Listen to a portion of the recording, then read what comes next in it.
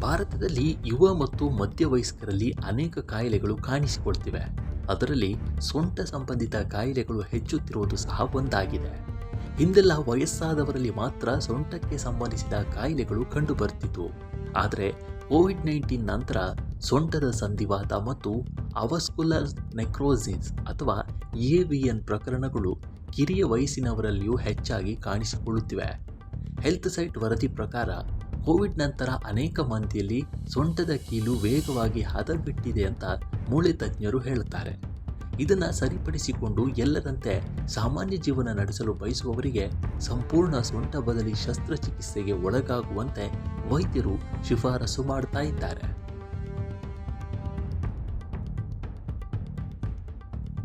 ಸೊಂಟ ನೋವು ಮತ್ತು ನಡೆದಾಡಲು ಸಮಸ್ಯೆ ಆಗುತ್ತಿದೆ ಎಂದು ಆಸ್ಪತ್ರೆಗೆ ಬರುವವರ ಸಂಖ್ಯೆ ಹೆಚ್ಚಾಗ್ತಾ ಇದೆ. ಹಿಂದೆ ಬರುತ್ತಿದ್ದ ರೋಗಿಗಳಿಗೆ ಹೋಲಿಸಿದರೆ ಸುಮಾರು 40% ಹೆಚ್ಚಾಗಿದೆ ಅಂತ ಆರೋಗ್ಯ ತಜ್ಞರು ಹೇಳುತ್ತಾರೆ.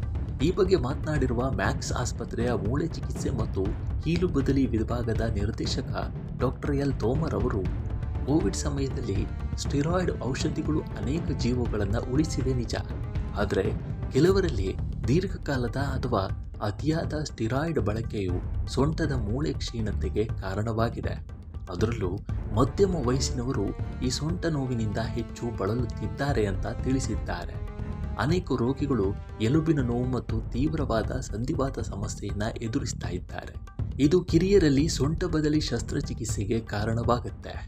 ಬೊಜ್ಜು, ಜಡ ಜೀವನ ಶೈಲಿ ಮತ್ತು ಕೋವಿಡ್ ನಂತರದ ದೈಹಿಕ ಸವಾಲುಗಳು ಈ ಸಮಸ್ಯೆಗೆ ಕಾರಣವಾಗಿವೆ. ಹೀಗಾಗಿ AVN ಅನ್ನು ಮೊದಲೇ ಪತ್ತೆ ಹಚ್ಚಿದರೆ ಶಸ್ತ್ರಚಿಕಿತ್ಸೆ ಇಲ್ಲದೆ ಚಿಕಿತ್ಸೆ ನೀಡಲು ಸಾಧ್ಯವಾಗುತ್ತೆ ಅಂತ ಹೇಳಿದ್ದಾರೆ. AVN ಎಂದರೆ ಅವಾಸ್ಕುಲರ್ ನೆಕ್ರೋಸಿಸ್. ಇದನ್ನು ಆಸ್ಟಿಯೋನೆಕ್ರೋಸಿಸ್ ಎಂದು ಸಹ ಕರೆಯುತ್ತಾರೆ. ಇದು ಮೂಳೆಗಳಿಗೆ ರಕ್ತ ಪೂರೈಕೆ ಕಡಿಮೆ ಆಗುವ ಅಥವಾ ನಿಲ್ಲುವ ಕಾಯಿಲೆಯಾಗಿದೆ. ಮೂಳೆಗಳಿಗೆ ಅಗತ್ಯವಿರುವಷ್ಟು ರಕ್ತದ ಪೂರೈಕೆ ಆಗದಿದ್ದರೆ ಇವು ಕ್ರಮೇಣ ದುರ್ಬಲಗೊಂಡು ಸವೆದು ಹೋಗುತ್ತವೆ. ಕೋವಿಡ್-19ನಿಂದ ಚೇತರಿಸಿಕೊಳ್ಳಲು ಸ್ಟೆರಾಯ್ಡ್ ಔಷಧಿಗಳನ್ನು ಬಳಸಿದವರಲ್ಲಿ ಈ ರೀತಿಯ ಸಮಸ್ಯೆಗಳು ಹೆಚ್ಚಾಗಿ ಕಂಡುಬರ್ತಿವೆ.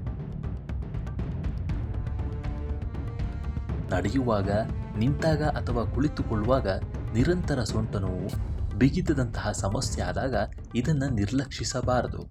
ಇದಲ್ಲದೆ ಯಾರಾದರೂ ದೀರ್ಘಕಾಲದವರೆಗೆ ಸ್ಟೆರಾಯ್ಡ್ಗಳನ್ನು ಬಳಸ್ತಾ ಇದ್ದರೆ ಎಚ್ಚರಿಕೆಯಿಂದ ಇರುವುದು ಅಗತ್ಯ ಅಂತ ಡಾಕ್ಟರ್ ತೋಮರ್ ಅವರು ಸಲಹೆಯನ್ನು ನೀಡಿದ್ದಾರೆ.